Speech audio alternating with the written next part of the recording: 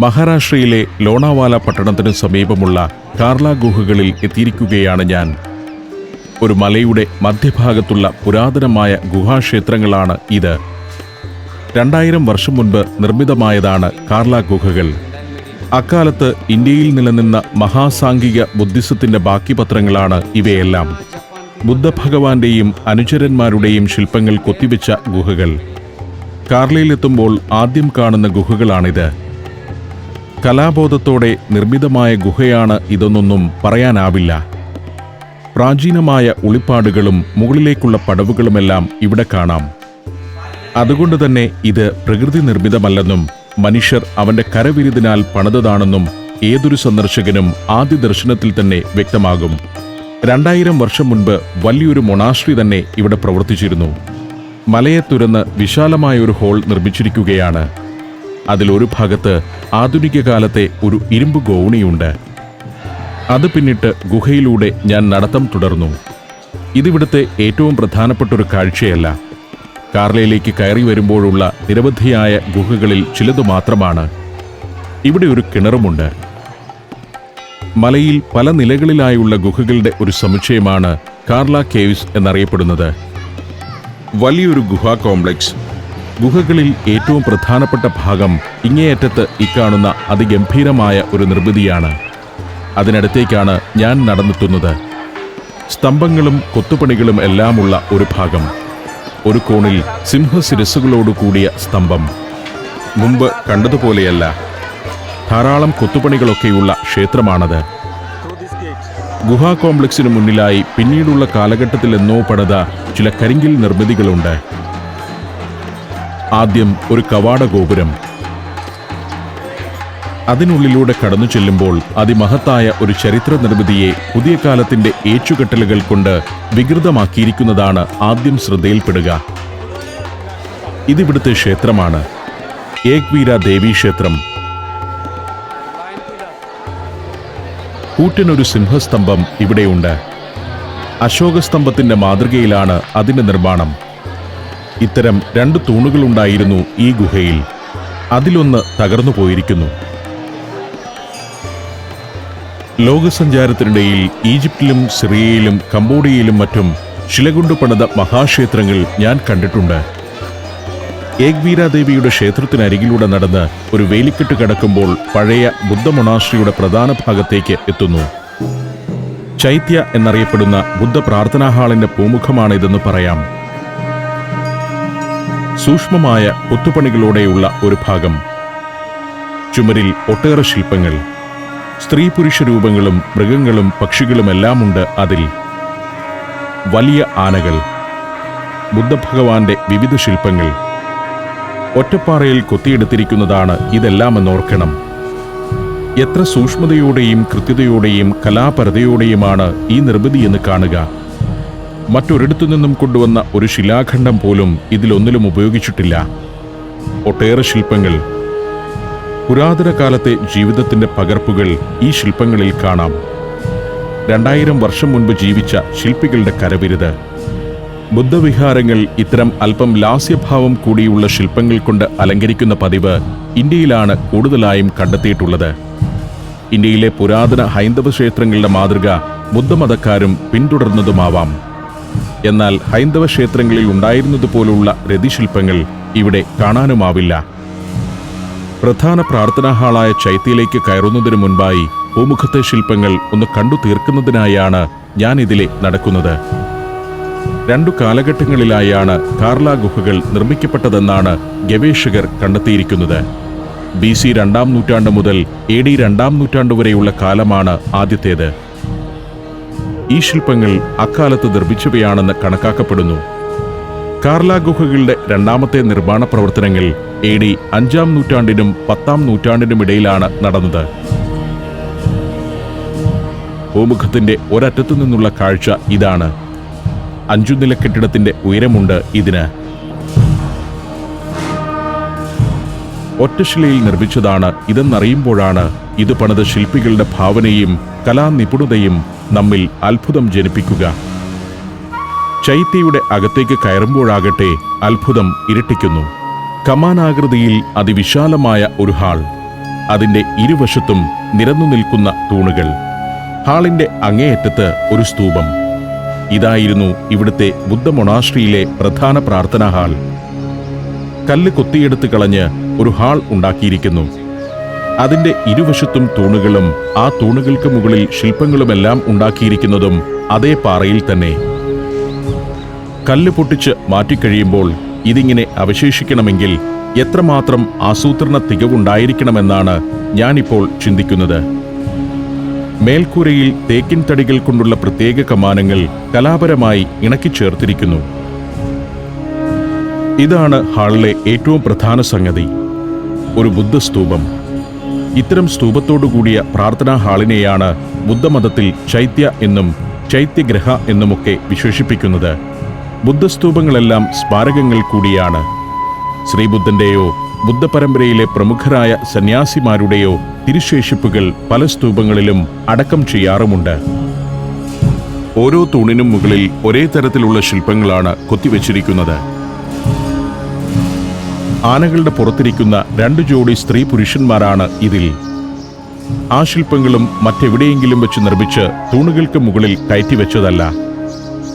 ഗുഹ കൊത്തിവരുമ്പോൾ ഇങ്ങനെയുള്ള ശില്പങ്ങൾ കൂടി അതിലുണ്ടായിരിക്കണമെന്ന മുൻകാഴ്ച ഇത് നിർമ്മിച്ച ശില്പികൾക്കുണ്ടായിരുന്നു. സ്തൂപച്ചുവട്ടിൽ തീർത്ഥവും കുങ്കുമവുമൊക്കെ കാണാം. ഇപ്പോഴും പലരും ഇവിടെ വന്ന് പ്രാർത്ഥിക്കാറുണ്ട്. 3 നില കെട്ടിടത്തിന്റെ ഉയരമുണ്ട് സ്തൂപത്തിന്.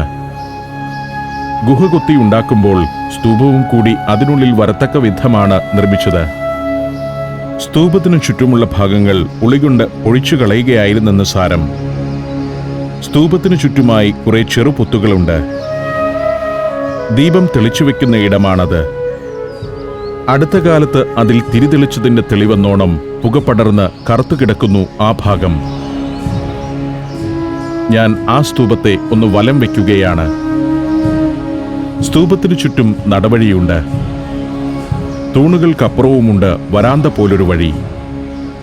ആ ഇടനാഴികൾ വരെ ഒറ്റമലയിൽ കൊത്തിയെടുക്കുകയായിരുന്നു. BC 1-ാം നൂറ്റാണ്ടിലാണ് ഈ സ്തൂപവും അതിരിക്കുന്ന ഹാളും നിർമ്മിക്കപ്പെട്ടത്. ഈ മേഖലയിലെല്ലാം ഹിന്ദുത്വത്തിനുമേൽ ബുദ്ധമതം സ്വാധീനം നേടിയ കാലമായിരുന്നു അത്. BC 180-നും AD 5-ാം നൂറ്റാണ്ടിനുമിടയിൽ ഇന്ത്യയിൽ 1200 ഗുഹാക്ഷേത്രങ്ങൾ നിർമ്മിക്കപ്പെട്ടിട്ടുണ്ടെന്നാണ് കണക്ക്. അവയിൽ അജന്ത, എല്ലോറ എന്നിവ കഴിഞ്ഞാൽ ഏറ്റവും പ്രാധാന്യമർഹിക്കുന്നത് കാർലയിലെ ഈ ബുദ്ധക്ഷേത്രമാണ്. ഒറ്റക്കല്ലിൽ നിർമ്മിച്ച ഒരു ശില്പം തന്നെയാണല്ലോ ഇത്. ഏതോ കാലഘട്ടത്തിലെ ലിപികൾ ചിലയിടത്ത് കല്ലിൽ കൊത്തിവെച്ചിരിക്കുന്നത് കാണാം. അത്തരം ലിഖിതങ്ങളും സ്തംഭങ്ങളിൽ നിർമ്മിച്ചുവെച്ച അടയാള ശില്പങ്ങളുമെല്ലാം ഈ ഗുഹയുടെ ചരിത്രം വായിച്ചെടുക്കാൻ ഗവേഷകരെ ഏറെ സഹായിച്ചിട്ടുണ്ട്.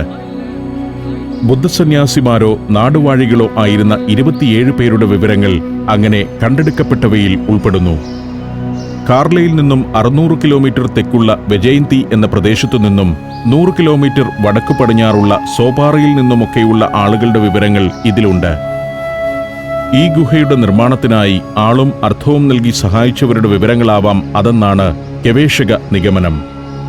തൂണുകൾക്ക് മുകളിൽ ഒന്നിനൊന്ന് സമാനമായ ശില്പങ്ങൾ. ചൈത്യയുടെ ഇരുവശവുമുള്ള തൂണുകളുടെ നിരയ്ക്ക് പിന്നിൽ 2 ചെറിയ ഇടനാഴികളുണ്ട്.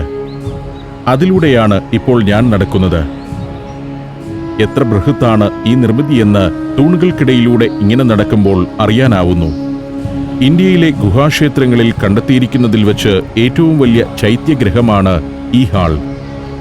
38 മീറ്റർ നീളവും 14 മീറ്റർ വീതിയും 14 മീറ്റർ ഉയരവുമുള്ള ഒരു ഗുഹ. BC 2-ാം നൂറ്റാണ്ട് മുതൽ കാർലയിലുണ്ടായിരുന്ന ബുദ്ധമൊണാസ്ട്രിയുടെ പ്രധാന പ്രാർത്ഥനാ ഹാളും പുതിയ മഠാധിപതിയെ വാഴിക്കുന്ന ചടങ്ങുകൾ നടക്കുന്ന ഇടവും പാഠശാലയുമെല്ലാമായിരുന്നു ഇത്. ഈ ഗുഹയ്ക്ക് പുറത്ത് മലയിൽ നിർമ്മിച്ച നിരവധി ഗുഹകളിലായിരുന്നു അന്ന് സന്യാസിമാർ വസിച്ചിരുന്നത്. ഡെക്കാനിൽ നിന്നും മുംബൈ തീരത്തേക്കും തിരികെയും സഞ്ചരിച്ചുകൊണ്ടിരുന്ന വർത്തക സംഘങ്ങളുമായി അടുത്ത ബന്ധം പുലർത്തിയവരായിരുന്നു 2000 വർഷം മുൻപ് ഇവിടെയുണ്ടായിരുന്ന സന്യാസിമാർ. മതപ്രചരണാർത്ഥം അവർ ദീർഘയാത്ര നടത്തിയിരുന്നതും ആ വർത്തക സംഘത്തോടൊപ്പമായിരുന്നു. പുറത്തുള്ള ഏക്വീര ദേവിയുടെ ക്ഷേത്രം സന്ദർശിക്കാനെത്തുന്ന പലരും ഈ ഗുഹയും കാണാൻ വരുന്നുണ്ട്. പക്ഷേ ഇത് ക്ഷേത്രത്തെക്കാൾ സുപ്രധാനമായൊരു ചരിത്ര സ്മാരകമാണെന്ന ചിന്ത അവരിലുണ്ടെന്ന് തോന്നുന്നില്ല. ഇത്തരം നിർമ്മിതികളുടെ പ്രാധാന്യമറിയുന്ന വിദേശ ടൂറിസ്റ്റുകളാവട്ടെ അധികമൊന്നും ഇവിടേക്ക് വരാറുമില്ല. ചൈത്യഗ്രഹത്തിൽ നിന്നും പുറത്തേക്കിറങ്ങുമ്പോൾ ഇങ്ങനെയുള്ള എത്രയെത്ര അത്ഭുതങ്ങളെ ഉള്ളിൽ ഒളിപ്പിച്ചാണ് ഇന്ത്യ എന്ന മഹാരാജ്യം നിലകൊള്ളുന്നതെന്നാണ് ഞാൻ ചിന്തിക്കുന്നത്. ഇങ്ങനെ എത്രയോ അത്ഭുതങ്ങളുണ്ട് ഇന്ത്യയിൽ.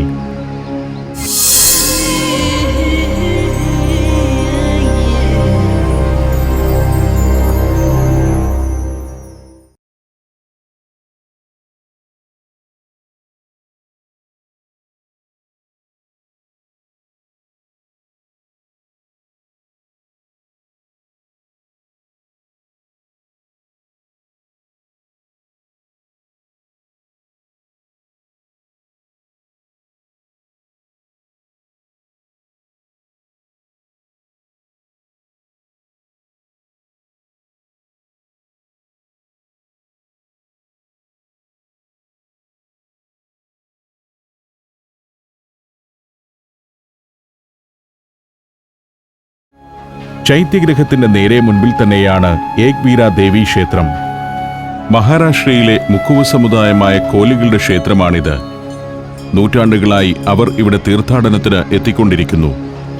പുരാണത്തിലെ സൗമ്യയായ കഥാപാത്രമായ രേണുകയാണ് ഇവിടെ ഏക് വീരയായി ആരാധിക്കപ്പെടുന്നത്. ചില പ്രത്യേക ദിവസങ്ങളിൽ കോലി സമുദായക്കാർ ഈ ക്ഷേത്രത്തിൽ ആടുകളെയും കോഴികളെയും ബലി നൽകുന്ന പതിവുണ്ടായിരുന്നു. പിന്നിലുള്ള ഗുഹാക്ഷേത്രത്തിന്റെ രൂപവുമായി പൊരുത്തപ്പെടുന്ന രൂപത്തിൽ ഈ ക്ഷേത്രവും പണിയാമായിരുന്നെന്ന് എനിക്ക് തോന്നി. പക്ഷേ ഇരുമ്പും കോൺക്രീറ്റും ഒക്കെ കൊണ്ട് ഒട്ടും ചന്തമില്ലാതെയാണ് പുതിയ കാലത്ത് ഇത് പണിതുവച്ചിരിക്കുന്നത്. ക്ഷേത്രത്തിനകത്ത് ക്യാമറയുമായി പ്രവേശിക്കാനാവാത്തതിനാലാണ് ഞാൻ പുറത്തുനിന്ന് ഈ ദൃശ്യങ്ങൾ പകർത്തുന്നത്. ഉള്ളിൽ വിഗ്രഹദർശനത്തിനായി വലിയ ക്യൂ ആണ്. കാർല ഗുഹകളേക്കാൾ പഴക്കമുണ്ട് ഏക് വീര ദേവിയുടെ ക്ഷേത്രത്തിനെന്നാണ് ഭക്തർ വിശ്വസിക്കുന്നത്. അല്പം കൂടി സൗന്ദര്യബോധത്തോടെ പണിതിരുന്നെങ്കിൽ സന്ദർശകന്റെ മനസ്സിൽ എന്നും തങ്ങി നിൽക്കുന്ന ക്ഷേത്രമാകുമായിരുന്നു ഇത്. വഴിവക്കിൽ ഒരിടത്ത് ഒരാൾ നാഗര വായിച്ചുകൊണ്ടിരിക്കുന്നു. പേർഷ്യൻ പാരമ്പര്യത്തിൽ നിന്നും ഇന്ത്യയിലേക്ക് വന്നതാണ് നാഗര, നാഗട എന്നൊക്കെ അറിയപ്പെടുന്ന ഈ താളവാദ്യം. കൊട്ടുകാരന്റെ ലക്ഷ്യം ദേവപ്രീതിയാണോ പണപ്പിരിവാണോ എന്ന് വ്യക്തമാകുന്നില്ല. നാഗര വെച്ചിരിക്കുന്ന മുഷിഞ്ഞ ചാക്കിൽ പണം വീഴുന്നുണ്ട്. ചൈത്യഗ്രഹത്തിന്റെ പൂമുഖത്തിന് പണ്ട് നിരവധി തൂണുകളുണ്ടായിരുന്നു. അവയിൽ പലതും അടർന്നുപോയതിന്റെ സൂചനകൾ അവിടെയുണ്ട്. വലിയ പ്രൗഢിയോടെ തന്നെയാണ് ഈ ബുദ്ധവിഹാരം നിലനിന്നിരുന്നത് എന്നതിന്റെ സൂചനകൾ തന്നെയാണിത്. താളക്കാരന്റെ നാഗരവാദനം തുടരുകയാണ്.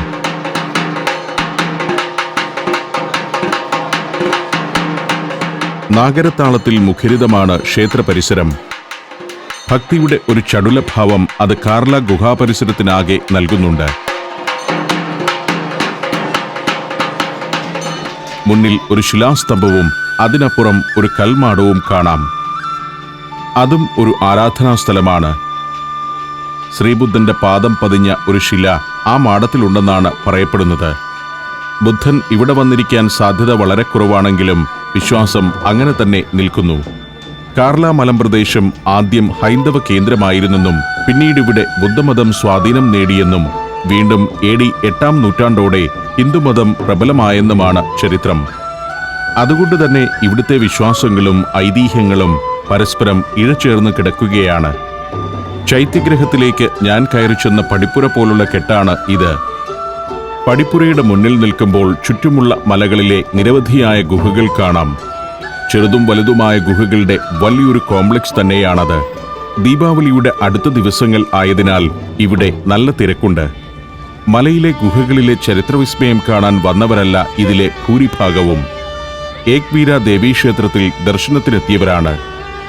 കോലി സമുദായാംഗങ്ങൾ വർഷത്തിൽ ഒരു തവണയെങ്കിലും കുടുംബസമേതം കാർലയിലെ ഏക് വീര ദേവീക്ഷേത്രം സന്ദർശിക്കുന്നത് പതിവാണ്. ഞാൻ ക്ഷേത്രമുറ്റത്തുകൂടി അല്പനേരം നടന്നു. ക്ഷേത്ര പരിസരത്തിന്റെ പൗരാണിക ഭാവത്തിന് ഒട്ടും ചേരാത്ത വിധം വലിയ ഫ്ലെക്സ് ബോർഡുകൾ. ദീപാവലി നാളിലെ തിരക്കിനെ നേരിടാനുള്ള താൽക്കാലിക ക്യൂ സംവിധാനങ്ങളൊക്കെ ഇവിടെ ഒരുങ്ങുന്നുണ്ട്. മുറ്റത്തുനിന്ന് താഴ്വാരത്തേക്ക് നോക്കുമ്പോൾ അതിഗംഭീരമായൊരു കാഴ്ചയാണ് ലഭിക്കുന്നത്. പശ്ചിമഘട്ട മലനിരകളുടെ മടിത്തട്ടിൽ വിശാലമായ ഒരു തളിക പോലെ കൃഷിയിടങ്ങൾ. നെൽവയലുകൾ വിളഞ്ഞു തുടങ്ങിയിരിക്കുന്നു. ഫലഭൂയിഷ്ടമായ ഒരു പ്രദേശമാണിത്. പുറം കാഴ്ചയിൽ നിന്നും പ്രകൃതി മറച്ചു പിടിച്ചിരിക്കുന്നത് പോലെ ഒരു സമതലം.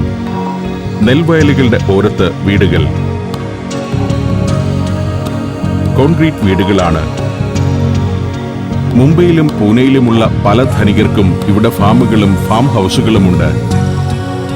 അവധിക്കാലം ചെലവഴിക്കാൻ അവർ പലപ്പോഴും ഇവിടേക്കാണ് വരിക. മലഞ്ചെരുവിലെ വഴിയിലൂടെ ഉറുമ്പിൻകൂട്ടം പോലെ ആളുകൾ നീങ്ങുന്നത് കാണാം. ഏക്വീര ക്ഷേത്രത്തിലേക്കുള്ള തീർത്ഥാടകരാണ്. ആ വഴികളിലൂടെയൊക്കെ നടന്നാണ് ഞാനും ഇവിടം വരെ എത്തിയത്. രാവിലെ ഇവിടെ എത്തുമ്പോഴേക്കും തളർന്നു പോയിരുന്നു. ക്ഷേത്രത്തിനടുത്ത് മരച്ചുവടുകളിൽ കാണുന്ന ഒരു കാഴ്ച ഇതാണ്. കുട്ടികളുടെ തല മുണ്ടനം ചെയ്യുന്നു. ഏക്വീര ക്ഷേത്രത്തിലേക്കുള്ള ഒരു നേർച്ചയാണിത്. കുട്ടികൾ ആർത്തലച്ചു കരയുന്നുണ്ട്. പുണ്യം തേടുന്ന രക്ഷിതാക്കളും അന്നം തേടുന്ന ശുരകനും വിടുമോ? ക്ഷീണമകറ്റാൻ ഞാനൊരു വഴി കണ്ടുപിടിച്ചു. ഒരു മരച്ചുവട്ടിൽ നല്ല ഒന്നാം തരം മോര് വിൽക്കുന്നുണ്ട്.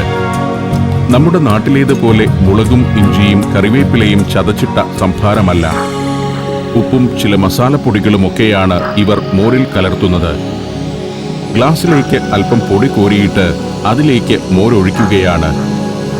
വെണ്ണയെടുക്കാനല്ലെങ്കിലും ഈ കച്ചവടക്കാർ എപ്പോഴും മോരുഭരണിയിൽ കടകോലിട്ട് കടഞ്ഞുകൊണ്ടിരിക്കും. ഒരു ഗ്ലാസ് മോര് പകർന്ന ഉന്മേഷവുമായി മലമുകളിലൂടെ നടത്തം തുടരുകയാണ്. നടവഴിയൊക്കെ കല്ലുകൾ പാകിയും പടവുകൾ കെട്ടിയും സൗകര്യപ്രദമാക്കിയിട്ടുണ്ട്. ഈ മലയിൽ കുറച്ചു ഗുഹകൾ കൂടിയുണ്ട്. ബുദ്ധപാരമ്പര്യത്തിന്റെ ഭാഗമായ ഗുഹകളാണെങ്കിലും ഇന്ന് ഹൈന്ദവ ആരാധനയാണ് അവിടെ പലതിലും നടക്കുന്നത്. ശ്രീലങ്കയിലെ സിഗിരിയ എന്ന മലയിലേക്ക് നടത്തിയ യാത്രയാണ് ഇപ്പോഴെനിക്ക് ഓർമ്മയിൽ വരുന്നത്. അവിടുത്തെ പോലെ മലഞ്ചെരുവിൽ നടവഴികളും മറ്റും നിർമ്മിച്ച് ഇവിടെയും ഭംഗിയാക്കിയിട്ടുണ്ട്. ഇടയ്ക്കിടെ കാണാം പാറയിൽ വെട്ടിയുണ്ടാക്കിയ ഇത്തരം ഗുഹകൾ. ഇവിടെ ഒരു ശിവലിംഗമുണ്ട്.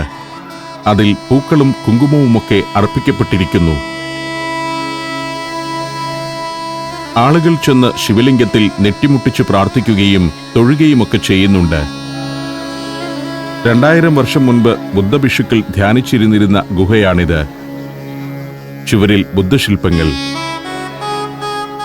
ഹൈന്ദവർ ഗുഹകളിൽ ആധിപത്യം നേടിയ കാലത്ത് ഈ ശില്പങ്ങളൊന്നും തകർക്കപ്പെട്ടില്ല എന്നത് ആശ്വാസകരമായ കാര്യം തന്നെ.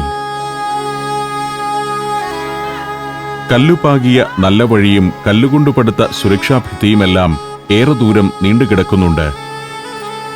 താഴ്വാരത്തിന്റെ മറ്റൊരു ആംഗിളിലുള്ള കാഴ്ച ഇവിടെ നിന്നാൽ ലഭിക്കുന്നു. ഊർജദായകമായൊരു കാഴ്ച തന്നെയാണത്. ഇതാ മറ്റൊരു ഗുഹാ സമുച്ചയം. ഒറ്റനോട്ടത്തിൽ സിമന്റ് കൊണ്ട് പണിത കെട്ടിടമാണെന്ന് തോന്നും. അല്ല, ഒറ്റപ്പാറയിൽ കൊത്തിയുണ്ടാക്കിയിരിക്കുന്ന ഗുഹകളാണ്. പുതിയ കാലത്ത് മരം കൊണ്ട് കട്ടിലയും വാതിലുകളുമൊക്കെ പണിതു ചേർത്തിട്ടുണ്ടെന്ന് മാത്രം. പഴയ ബുദ്ധവിഹാരം തന്നെയാണ് ഈ ഗുഹയും. കയറി ചെല്ലുന്നത് വലിയൊരു ഹാളിലേക്കാണ്. അതിന്റെ ഭിത്തിയിൽ നിന്ന് ഉള്ളിലേക്ക് തുറക്കുന്ന നിരവധി പൊത്തുകൾ. വളരെ ശാസ്ത്രീയമായി തന്നെയാണ് 2000 വർഷം മുൻപ് ഈ ഗുഹകൾ നിർമ്മിച്ചത്. ഇവിടെ ഇങ്ങനെ നിൽക്കുമ്പോൾ ഇതൊരു കല്ലിൽ കൊത്തിയെടുത്ത് നിർമ്മിതിയാണെന്ന് തോന്നുകയേയില്ല. വശങ്ങളിൽ കാണുന്ന ഓരോ മുറിയും ഓരോ ബുദ്ധസന്യാസിയുടെ വാസസ്ഥലമായിരുന്നു. കല്ലിൽ വെട്ടിയെടുത്ത ഓരോ കട്ടിലുകളും ആ മുറികളിലുണ്ട്. മുന്നിലെ ഹാൾ പൊതുസ്ഥലവും ഓരോ മുറികളും സ്വകാര്യ സ്ഥലവുമായിരുന്നു. ഈ ഹാളിലാണ് സമൂഹമായുള്ള പ്രാർത്ഥനയും പഠനവുമൊക്കെ നടന്നിരുന്നത്. ഭിത്തിയുടെ ഒരു ഭാഗത്ത് ശ്രീബുദ്ധന്റെയും അനുയായികളുടെയും ശില്പവും കാണാം. ഇത്തരം എല്ലാ ഗുഹകളിലുമുണ്ട് ഇങ്ങനെയുള്ള ശില്പങ്ങൾ. ശ്രീബുദ്ധനും ഈ ഗുഹയുടെ ചരിത്രവുമൊന്നും ഇവിടെ വരുന്ന സന്ദർശകർക്ക് വലിയ താല്പര്യമുള്ള വിഷയമാണെന്ന് എനിക്ക് തോന്നുന്നില്ല. എന്നാൽ ചില മൂലകളിൽ ചെന്ന് ആളുകൾ പ്രാർത്ഥിക്കുന്നതും കുങ്കുമം വാരി വിതറുന്നതുമെല്ലാം കാണാം. വിശ്വാസത്തിന്റെയോ അന്ധവിശ്വാസത്തിന്റെയോ ഭാഗമായുള്ള ചില പരിപാടികളാണ്. ഇരുട്ടു നിറഞ്ഞു നിൽക്കുന്ന ഗുഹയിൽ നിന്നും പുറത്തേക്ക് കാർലയിലെ മറ്റു പല ഗുഹകളും കുറച്ചുകൂടി വെളിച്ചമുള്ളവയാണ്. ഈ ഗുഹയിലെ ഉള്ളറകളിലെല്ലാം ഇരുട്ട് കട്ടപിടിച്ചു കിടക്കുകയാണെപ്പോഴും. ഗുഹയിൽ നിന്നിറങ്ങുന്നത് അഗാധമായ ഒരു ഗർത്തത്തിന്റെ വക്കിലേക്കാണ്. പരന്ന താഴ്വാരം മുന്നിൽ. മലയുടെ വക്കിൽ പലയിടത്തും ശിവസേനയുടെ കാവിക്കുടി പാറിക്കളിക്കുന്നുണ്ട്. കൽവഴിയിലൂടെ ഞാൻ വീണ്ടും നടത്തം തുടരുകയാണ്. ഏഗ്വീര ക്ഷേത്രത്തിൽ തൊഴാനെത്തുന്നവർ മലയുടെ ഈ ചുറ്റുവഴികളിലൂടെ ഒക്കെ ഒന്ന് നടക്കും. ചെറുതും വലുതുമായ 8 ഹൈന്ദവ ആരാധന സ്ഥലങ്ങൾ കൂടിയുണ്ട് ഈ മലഞ്ചെരുവിൽ. ഒരിടത്തെത്തുമ്പോൾ ഒരു പാറയുടെ ഒരു വശം മുഴുവൻ കുങ്കുമം വാരി വിതറിയിരിക്കുന്നത് കാണുന്നു. ചെറിയൊരു പൊത്തിൽ കുങ്കുമവും പൂക്കളും അർപ്പിച്ചിരിക്കുന്നു. വളരെ കൗതുകകരമായൊരു കാഴ്ചയുണ്ടിവിടെ. ഒരു സ്ത്രീ ഇവിടെ നിന്ന് വിളിച്ചപ്പെടുകയാണ്. അവർ എന്തൊക്കെയോ പ്രവചിക്കുന്നു. അത് കേട്ടു നിൽക്കുന്ന കുറേ സ്ത്രീകൾ. കൗതുകകരമായ ആ കാഴ്ചയിലേക്കാണ് സഞ്ചാരം തുടരുന്നത്.